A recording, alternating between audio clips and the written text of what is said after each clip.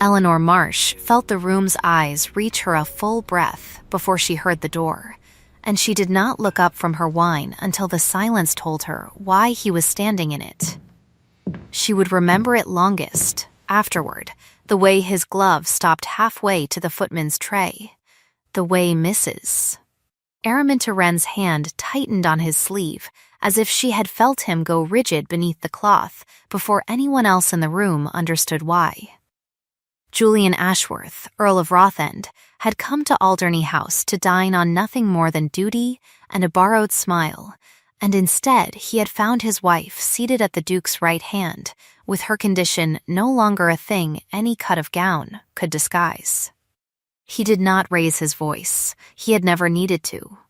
He only stood there, hat half given and half kept, while the 8 weeks since Michaelmas was named began, silently, to count themselves down behind his eyes. Had she known that morning what the evening would cost her, she would have come to the table all the same, because by then she had already spent so much to sit where she was sitting that turning back would have wasted it. The Duke of Alderney, who had known her father before either of them had gray in their hair, set down his own glass with the unhurried patience of a man used to rooms falling silent around him, and said only, "Rothend, you are later than your note promised and earlier than your face expected."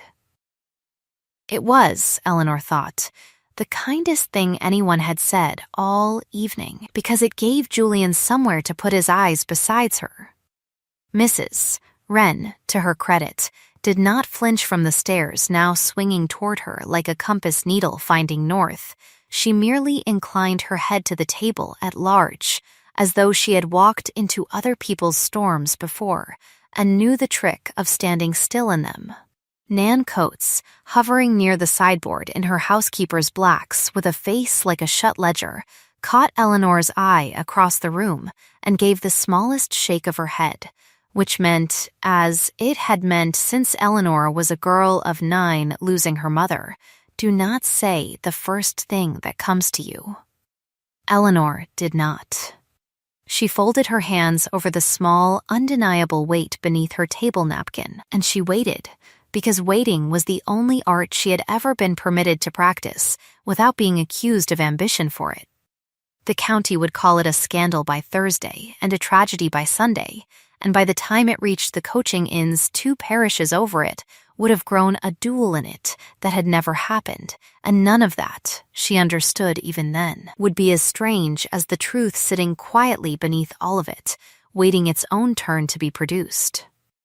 9 weeks remained until the trust deed was read at Rothend, until the clause old Lord Ashworth had written in grief and suspicion 20 years before would ask, in its flat legal language, whether his son had a lawful wife and an heir presumptive settled, or whether the stewardship of 4,000 acres and the roof over 100 tenant families would pass instead to a cousin's line that had never planted so much as a hedge.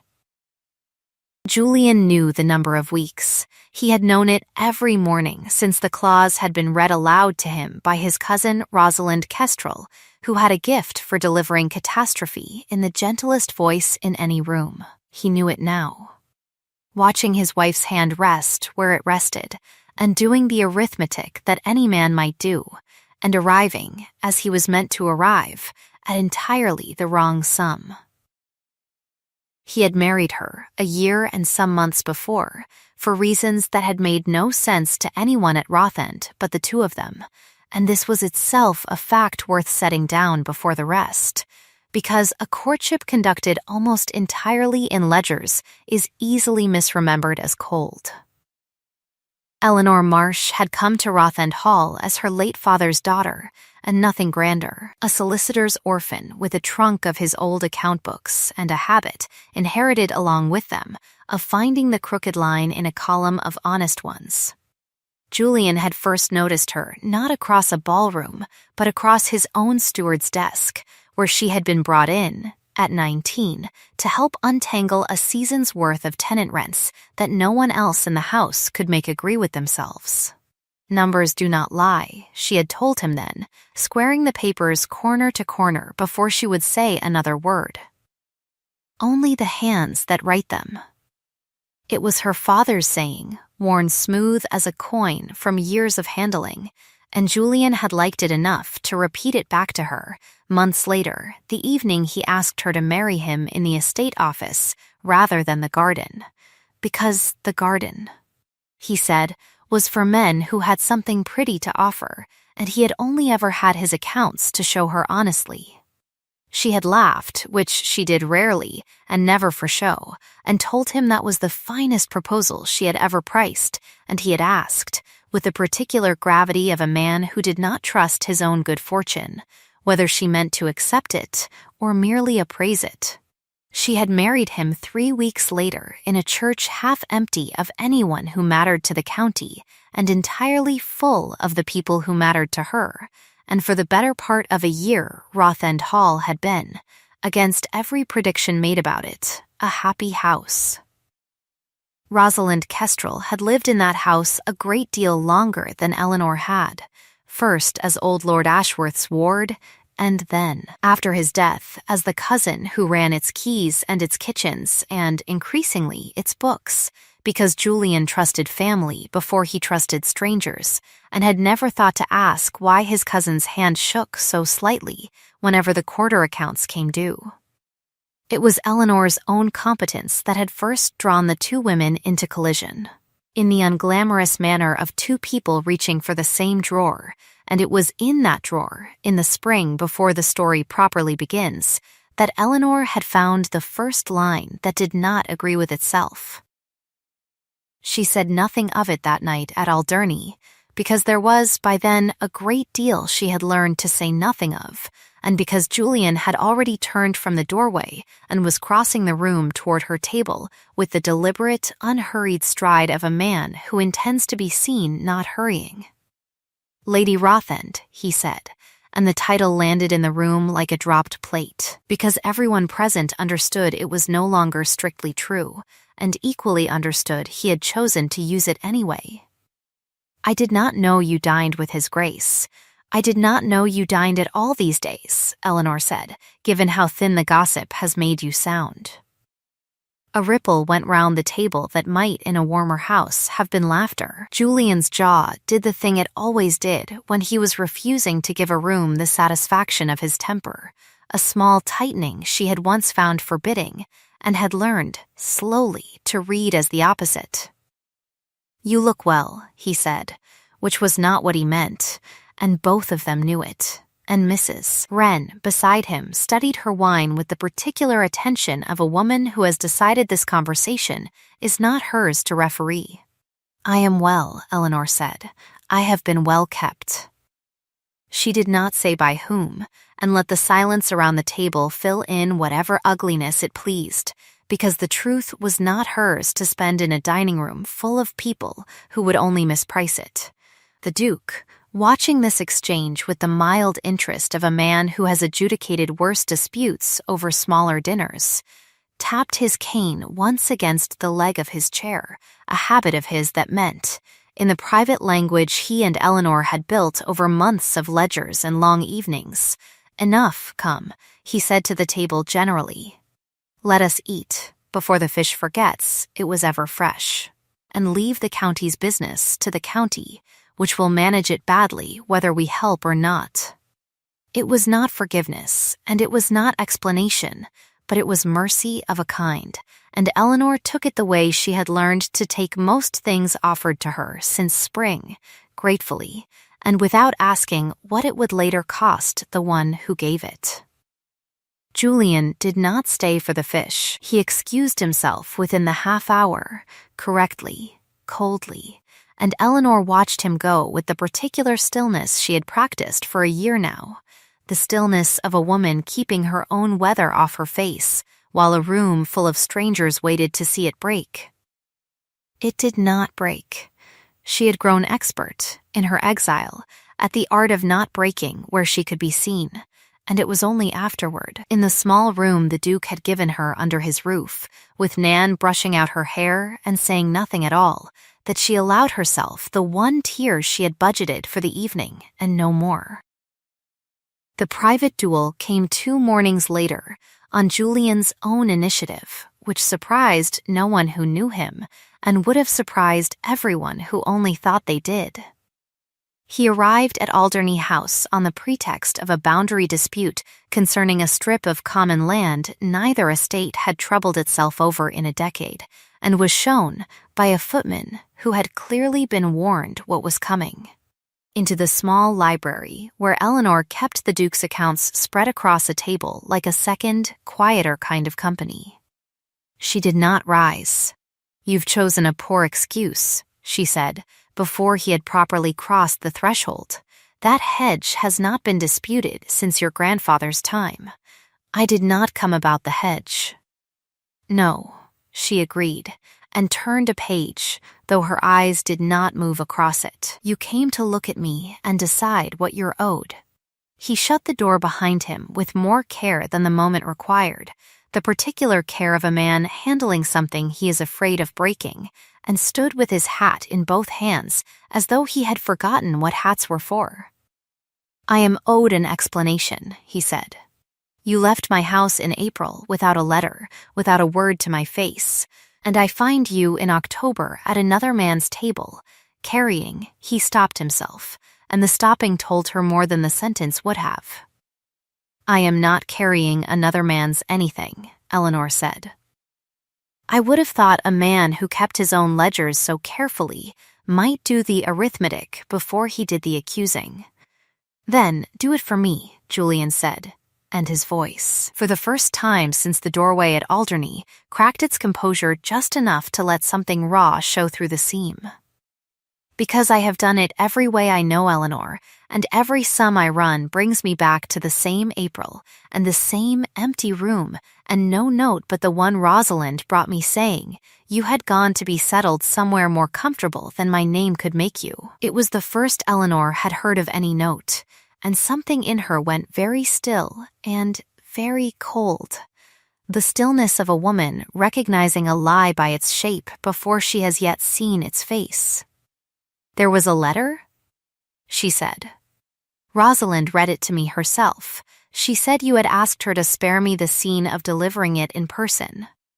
"I asked her nothing," Eleanor said. "I wrote you nothing.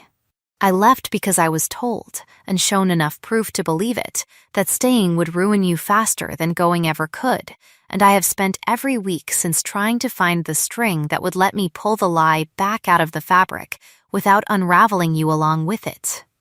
Julian's hand closed slowly into a fist at his side and opened again, the old habit she had once mistaken for anger and had come, in a year of marriage, to recognize as a man holding himself in place.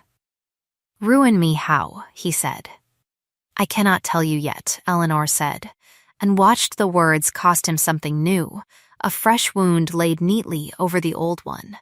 "Not because I do not trust you with it. Because the moment I say it aloud without proof in my hand, it becomes exactly the kind of accusation that will be believed of me and disbelieved of her, and I have already lost enough this year that I do not care to lose the last chance of being believed at all." He looked at her a long moment, the way he had once looked at a column of figures he suspected of hiding something, patient and unwilling to be the first to move. "There is a name for a wife who keeps secrets from her husband to protect him," he said finally. "There is also one for a husband who married a keeper of accounts and never once thought to ask why the accounts near him kept coming out wrong," Eleanor said. And that, at last, put something in his face she recognized, not anger, but the particular grief of a proud man realizing he has been careless with the one thing he swore to guard best. Rosalind Kestrel heard of the Alderney dinner before the ink of the county's gossip had properly dried, because she made it her particular business to hear everything at Rothend a full day before anyone thought to tell her formally. She received the news in her small sitting room with her usual composure, touching the single pearl at her throat as she listened, a gesture so habitual that no one in the house had ever thought to read it as anything but vanity. Poor Julian, she said to her brother Gerald, who had arrived that week under the vague pretext of the shooting, and the rather less vague pretext of watching how the Michaelmas clause might finally settle in his own favor. Dining across a table from her condition, in front of half the county. It is almost cruelty to make him witness it. You sound sorry for him, Gerald said, adjusting his cuffs, a small, precise motion he performed whenever he wished to seem unbothered by a conversation that bothered him a great deal. I am sorry for the estate, Rosalind said. 9 weeks, Gerald. If he cannot present a lawful wife and a settled heir by the reading, the trust falls to you. And I would rather see it fall to you clean than watch him drag his name through one more season of this. It would be a mercy, truly, if he simply let her go and married properly before Michaelmas. She said it so gently, so reasonably, that Gerald, who had known his sister since her cradle and still could not always tell when she was building something out of other people's grief, nearly missed the particular weight she laid on properly. It was, in its way, a soft threat delivered in the gentlest voice in the room, aimed not at Julian directly, but at the shape of the future she meant to arrange around him, and Gerald, watching her smooth her skirt with the same unhurried hand she used for everything, felt for the first time in months a small, cold doubt he did not yet have the courage to name. At Alderney, meanwhile, the world did what worlds do with a scandal too interesting to leave alone. It called, it wagered, it wrote letters full of concern that were really letters full of appetite. Eleanor bore it the way she had learned to bear most things that year, by keeping her hands busy, and it was in the keeping of her hands busy over the Duke's ledgers, 3 days after Julian's visit, that she found the second thread of the thing that would eventually unravel Rosalind Kestrel entirely. A tenant payment recorded in the Duke's own steward's hand for a parcel of land the Duke had purchased from Rothend 2 years before did not match the sum she remembered from Rothend's books the spring she had first gone looking for the crooked line. The ink was the same peculiar iron black she had seen before, thinned with something that dulled its shine at the edges, a mixing she had only ever seen in one hand at Rothend. She sat very still over the page for a long moment, the way a woman sits still over a letter she has been dreading and has finally been given permission to open, and then she called for Nan and told her, quietly, to fetch her father's old ledger down from the trunk in the attic, the one with the brass corners, because she thought, at last, she had found the loose thread that would let her begin to pull. Julian came again within the week, this time without the excuse of a hedge, and found her at the same table with the same lamp burning low beside her, though now the Duke's steward's book lay open beside a second, older volume she had not shown anyone yet. "You look," he said from the doorway, "like a woman who has found something." "I have found several somethings," she said, "and I do not yet know which ones I am permitted to say aloud." He came and sat across from her without being asked, which was new, and picked up a stray pen and turned it over in his hands the way he had once turned over betrothal rings he was too nervous to give her outright, back when they were courting across this very kind of table. "Teach me then," he said. "Not the somethings. The reading. Show me how you find the crooked line, so that when you are ready to say it aloud, I will already know how to believe you." It was, Eleanor thought, the nearest thing to an apology he had yet managed, and she found she wanted, badly, to give him something in return. So she showed him, the watermark held to the lamp, the particular slant of a 7 that betrayed a hand trying to disguise itself as another hand, the way real ink dried duller at the stroke's end, while borrowed confidence always left a small, telling shine. He watched her fingers rather than the page more often than he watched the page, and once, when Nan came in to ask about the coal and delivered, in the same breath, a remark so dry about gentlemen who could not tell a debit from a duck. Julian laughed, not the polite exhale he had given rooms for a year, but a real, startled bark of a laugh that seemed to surprise him as much as it surprised the two women watching him produce it. Nan reported it to the kitchen before the hour was out as though she had witnessed a comet. Eleanor said nothing of what it meant to her, only smoothed the corner of her father's ledger with her thumb, an old habit of her own, and said, "There, now you have seen the trick of it. The rest is only patience."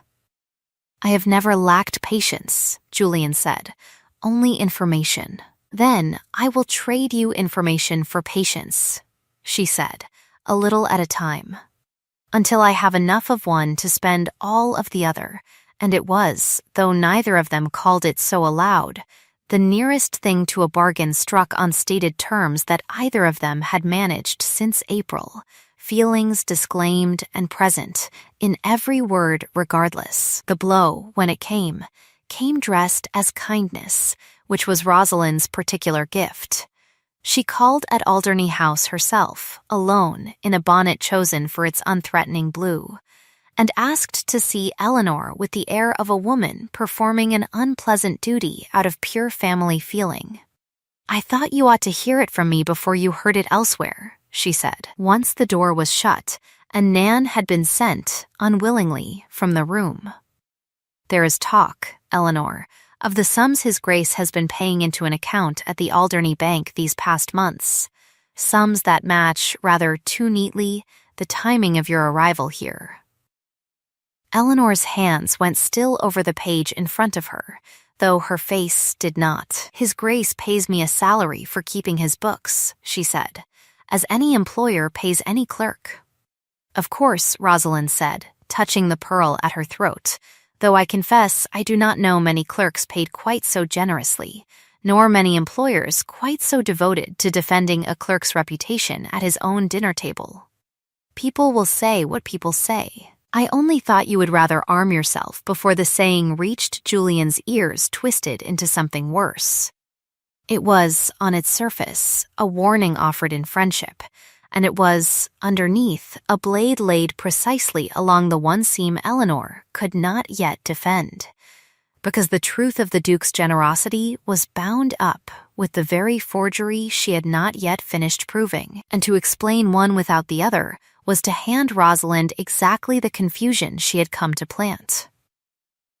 "Thank you for the warning," Eleanor said, evenly, though something in her chest had gone the particular cold of a woman watching her own rescue turned, in someone else's hands, into a rope to hang her with. The fallout arrived within days, in the form of a letter from Julian, cold and correct and utterly unlike the man who had laughed in her library over a duck joke, informing her that until the matter of the Duke's payments was satisfactorily explained, he thought it best they not meet, for both their sakes and the child's. Eleanor read it twice, standing very straight, the way she had learned to stand when a blow landed somewhere no one else could see it. Rosalind came again 3 days after that, this time with an offer wrapped in the same soft blue bonnet, a sum, generous and specific, deposited quietly in Eleanor's name at a bank 2 counties distant, in exchange for a signed statement releasing all claim on the Rothen name and removing herself, without further scandal, from the county entirely before Michaelmas. "No one need call it anything but a kindness," Rosalind said. "You would want for nothing. The child would want for nothing. And Julian could finally settle the estate as the law requires, cleanly, without this mess hanging over every dinner he is ever asked to attend again." Eleanor looked at the paper a long moment, at the sum written out in a careful, confident hand, and thought of every week since April she had spent proving, penny by penny, that she was not the thing this document assumed her to be. "I will not sign away a name I never once used dishonestly," she said, "for a price that only ever bought your silence and never mine. You would rather have nothing, Rosalind said, and for the first time something sharp showed beneath the softness. I would rather have the truth, Eleanor said, even if it costs me everything this offers. I have priced both, and I know which one I can live inside. Rosalind left with the paper unsigned, and Eleanor sat a long while afterward with her hand pressed flat over her father's ledger, having just refused, at real and visible cost, the easiest exit she would ever be given, and finding, to her own surprise, that the refusal felt less like loss than like the first solid ground she had stood on in months. The darkest hour arrived on its own schedule, the way darkest hours generally do, indifferent to whether anyone is ready.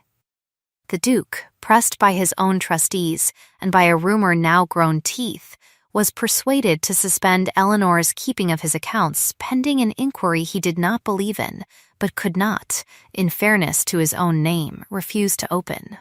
She was not turned out, he would not go that far, whatever his trustees urged, but she was, for the first time since April, without work, without proof yet fully assembled, and without a single soul beyond Nan and the Duke's own quiet loyalty standing publicly at her side.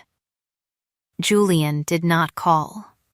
The 9 weeks had become 6, then 4, and Eleanor sat one gray afternoon with her father's ledger open before her and the Duke's forged page beside it, and felt, for the first time in the whole long year, the particular fear of a woman who has done everything correctly and still cannot see the way through. It was Nan who broke the stillness, arriving at a near run with her apron still dusted in flour and a folded paper clutched in one reddened hand. From the clerk, Nan said, without preamble, because preamble was not in her nature. Rothen's man. Pruitt slipped it to the bootboy at the kitchen door like it might bite him. Wouldn't wait for an answer. Eleanor unfolded it with hands that were, for once, not entirely steady, and read a single cramped, ink-stained line asking, in the tone of a man drowning and ashamed to call for help, whether there was still time, before Michaelmas, to undo what he had been made to write. There was time, but not much of it, and what followed was less a plan than a marshalling, the quiet, deliberate gathering of a case the way a woman gathers a harvest she knows will not wait for a second cutting. Eleanor went herself, with Nan beside her for courage and propriety both, to the small rented room where Josiah Pruitt had been living since his conscience had grown too loud for Rothen's servants' hall, and found a man with ink-stained fingers that would not sit still in his lap, who told her, in a voice that broke twice before it finished, that Rosalind Kestrel had been bleeding the estate's accounts for 2 years to cover her brother's gaming debts, and that when Eleanor's own sharp eye had come too near the truth that spring, Rosalind had ordered him to forge both the love letter that had driven her from Rothend and the very payment records now being used to ruin the Duke's name alongside hers. I have her instructions, Pruitt said, and produced, from beneath a loose floorboard, a small packet of letters in Rosalind's own unmistakable hand, each one a careful, damning instruction, written in the belief it would never see daylight. Gerald Kestrel came next, and came on his own feet, arriving at Alderney unannounced one evening with his cuffs, for once, left crooked. To say that he had found, going through his sister's desk in search of nothing more than a misplaced hunting bill, a bank draft from 2 years back that matched, guinea for guinea, a debt he alone had run up and never told her the whole truth of, and that he could no longer pretend not to see what she had done in his name, and would not do so any longer. It was the first hairline crack in Rosalind's composure, though she did not yet know it had opened, and Eleanor, gathering ledger and letters and the testimony of a frightened clerk and a guilt-struck brother into one careful case, sent word at last to Julian, not of forgiveness, which she was not yet ready to promise, but of proof, which she was, at last, ready to produce. The reading of the trust deed took place at Rothend Hall on the appointed quarter day, before the assembled trustees, the family, and a good half of the tenantry who had come, ostensibly, for the customary harvest accounting, and had come, in truth, for the spectacle everyone suspected was coming. The Duke of Alderney stood as the neutral instrument the deed required, his cane tapping once against the floor to call the room to order, and it was into that silence that Eleanor Marsh walked, carrying her father's ledger under one arm and, on the other, nothing but her own steadiness. She did not raise her voice, because she had learned, over a long year, that the truth did not need raising. She laid the old brass-cornered book on the table and opened it to a page marked with a strip of ribbon, and beside it she laid the forged entry from Rothend's own accounts, and held both to the light of the window so the whole room could see what she had seen months before. One ink dulled honestly at the stroke's end, the other borrowed and shining where it should not shine. "A hand can copy a figure," she said, "but it cannot copy the patience it took to earn the ink that wrote it." This entry was written in haste, over a debt that was never Julian's, to cover a sum that was never mine. She called Josiah Pruitt forward, and it was the Duke himself, in his unhurried, patient voice, who asked the one precise question the whole case had been built to survive. "Who instructed you to write the letter that sent Lady Rothend from this house?" and watched the clerk's ink-stained hands finally still as the answer left him, plain and public and impossible to unsay.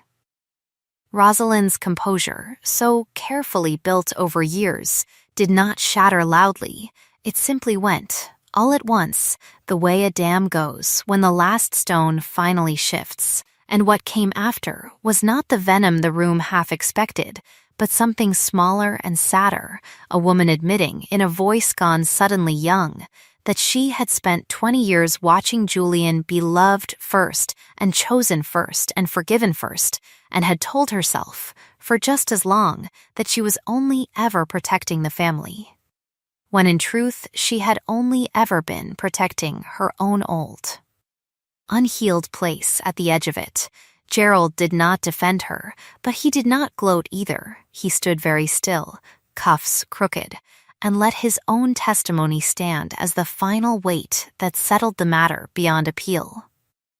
It was Julian, in the end, who spoke the mercy, standing over his cousin's bowed head with a stillness Eleanor had once mistaken for coldness, and now understood as its opposite. "You will have an allowance," he said, "and passage abroad, and my silence on the particulars, not because you have earned kindness, but because Gerald has, and my tenants have, and I will not spend either of their futures paying for your ruin twice over."